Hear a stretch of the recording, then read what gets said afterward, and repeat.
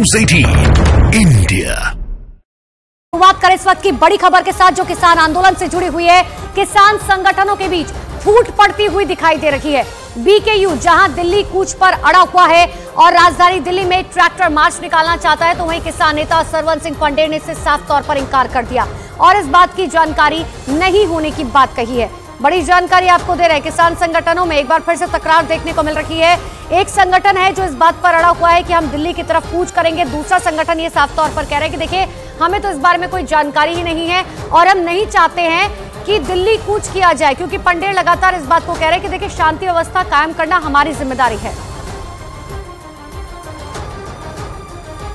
तो अब देखने वाली बात ये होगी कि आखिर आने वाले समय में जो है ये किसान आंदोलन किस तरफ रुख करता है। लेकिन असल में बीकेयू नेता नरेश टिकैत ने दिल्ली कूच का ऐलान करते हुए आज और कल ट्रैक्टर मार्च निकालने का ऐलान किया है। नरेश टिकैत का ये बयान है कि दादरी दिल्ली को जैम किया जाएगा और हरिद्वार से दिल्ली तक ट्रैक्टर श्रृंखला बनाकर किसान विरोध जताएंगे। वही किसान नेता सरवन सिंह पंडेर ने साफ तौर पर कह दिया कि उन्हें एसकेएम की तरफ से ट्रैक्टर मार्च का कोई प्रस्ताव ही नहीं मिला।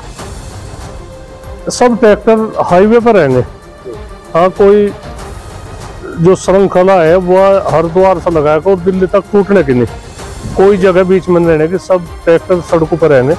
एक दिन का आह्वान हमने कह दिया, सब कह दिया भाई जो किसान है हरिद्वार से लेकर के दिल्ली तक, हाँ सब जिसके जहाँ से जिसके भी नजदीक पड़ेगा मैं सब हो रहेंगे। देखिए अभी एसकेएम का कोई हमें प्रस्ताव तो नहीं मिला, बातचीत अगर देंगे तो हम करेंगे।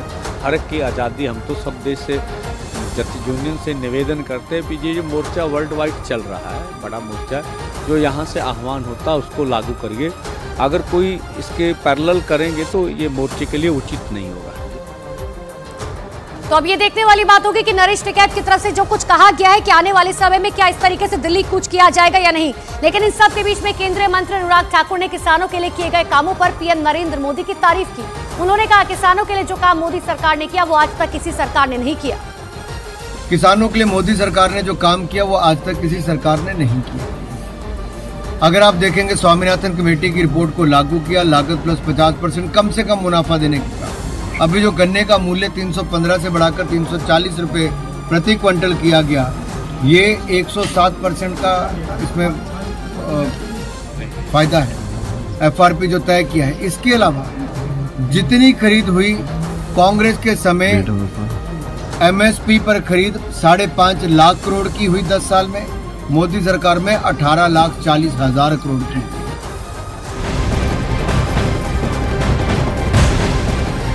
और अब एक बड़ी खबर आपको पड़ोसी मुल्क पाकिस्तान से बता दें, जहां पर एक ड्रेस की वजह से एक महिला की जान जाते जाते बची। मामला लाहौर का बताया जा रहा है, जहां एक महिला मॉब लिंचिंग का शिकार होते होते बच गई। दरअसल महिला ने अरबी में लिखे शब्दों के डिजाइन वाला एक ड्रेस पहना हुआ था और वही ड्रेस पहनकर वो अपने पति के साथ शॉपिंग करने निकली। बाजार में इस्लामिक कट्टरपंथियों ने उस महिला को घेर लिया। उन्होंने महिला के ड्रेस पर लिखे शब्दों को कुरान की आयतें समझ लिया। इसके बाद भीड़ महिला को जान से मारने की कोशिश करने लगी। कोई इसका गला काटने की धमकी देने लगा तो कोई इसे गोली मारने की बात कहने लगा। भीड़ का कहना था कि महिला के कपड़ों में कुरान की पवित्र आयतें लिखी है, ये इस्लाम धर्म का मजाक है। महिला ने इश्निंदा की है जिसके लिए उसे मौत की सजा देनी चाहिए।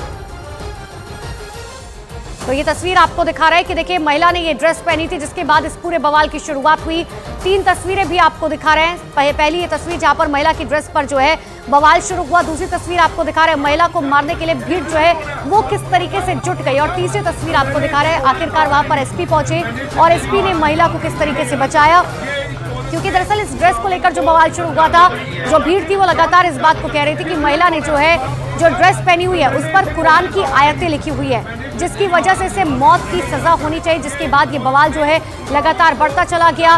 पुलिस प्रशासन वहां पे पहुंचा, एसपी वहां पर पहुंचे और जैसे एसपी वहां पर पहुंची इस महिला को बचाया गया। ये इस औरत ने कुरान को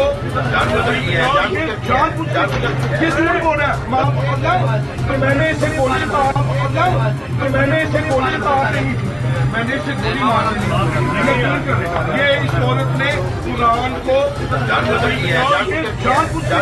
ये झूठ बोल रहा है, मैंने इसे गोली मारा नहीं, मैंने इसे गोली मारा नहीं। ये इस औरत ने कुरान को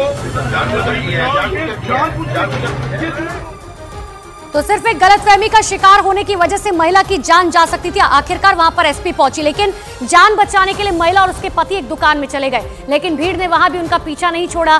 तभी मामले की सूचना मिलते ही पुलिस मौके पर पहुंच गई। पुलिस की इस टीम में खुद महिला एएसपी सैयदा शहर बानो नकवी भी शामिल थी। उन्होंने महिला को भीड़ से बचाया और सुरक्षित थाने ले आई। एएसपी सैयदा का कहना है कि महिला ने जो कपड़े पहने थे उसमें अरबी के साधारण शब्द लिखे थे, इसमें कुरान की आयतें नहीं लिखी थी। किसी को कोई शिकायत नहीं आई। इस तरह के वाकयात हमने किसी को कोई शिकायत नहीं आई। इस तरह के वाकयात हमने 3 पूरे निभाए हैं। आप लोग को हम पे पूरा ट्रस्ट होना चाहिए।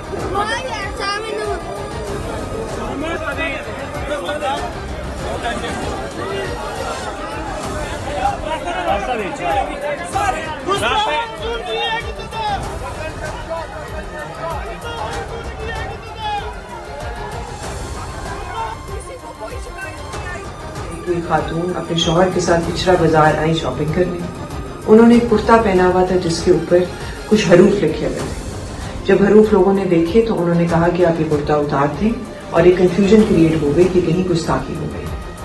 उस चीज को जब हमने आगे प्रूव किया तो जो चीज सामने आती है, जो हकायक सामने आते हैं, उनके मुताल्लिक आपको नदीम भी बताएंगे जो मौके पे उस दिन मौजूद थे, उस टाइम पे मौजूद थे। आज 1 बजे के करीब ये वकूआ पेश आया और उसके बाद वो खातून भी माजरत करेंगी कि क्या हुआ और क्या उनकी नीयत थी, उसके मुताबिक भी बात करेंगे। हालांकि मामला शांत होने के बाद पीड़ित महिला ने मौलवियों के सामने माफी मांगी, साथ ही कहा कि उसका इरादा किसी को नाराज करना नहीं था और आगे से वो इस तरह के कपड़े नहीं पहनेंगी। वो एक सच्ची मुस्लिम है और कभी भी इश्निंदा वाला काम नहीं करेंगी। तो ये वही महिला है, ये वही ड्रेस आपको दिखा रहे हैं जिसकी वजह से इस पूरे बवाल की शुरुआत हुई थी।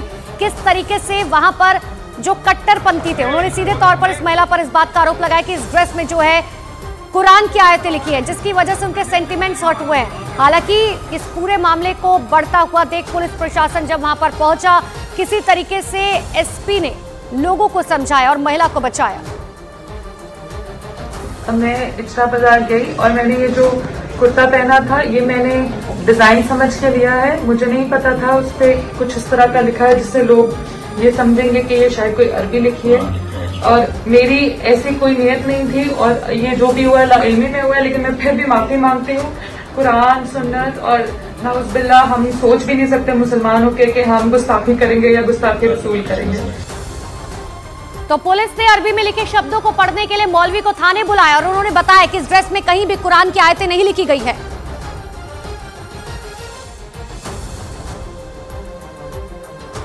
तो इस पूरे बवाल की जब शुरुआत हुई उसके बाद महिला जब थाने पहुंची तो बाकायदा